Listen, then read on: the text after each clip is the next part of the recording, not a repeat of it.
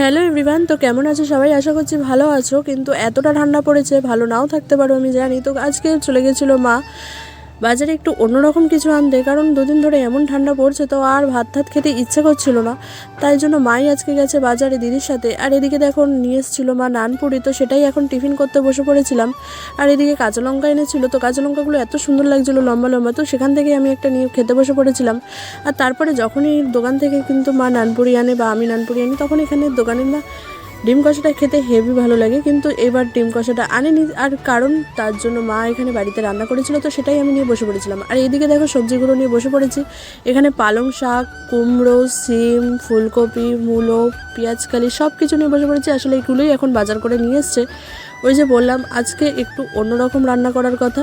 আসলে কদিন ধরে ভাত টাত খেতে একদম ইচ্ছে করছে না, এতটা ঠান্ডা লাগছে।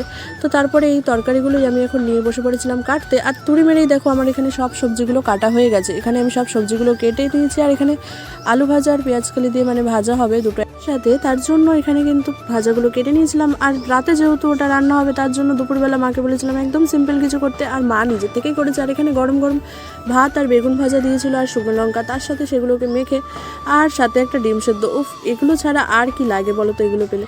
তো তারপরে দুপুরবেলা এখানে খেয়ে নিয়েছিলাম। আর রাতের দিকে এই যে মা করেছিল খিচুড়ি। তোমরা হয়তো সবজিগুলো দেখে বুঝতেই পেরেছিলে মা খিচুড়ি করেছিল। আর মা এখন খেতে বসেছে। আসলে আমি আজকে বাড়ি ছিলাম না, আমার একটা বান্ধবীর আজকে বৌভাত ছিল, তো সেখানে গেছিলাম। আর সেখান থেকে খেয়ে দিয়ে এসে আর যেহেতু খাওয়া যাবে না, তাই মার থেকেই এক গাল নিয়ে নিয়েছিলাম খেতে, কারণ এটা তো আর মিস করা যায় না বলো।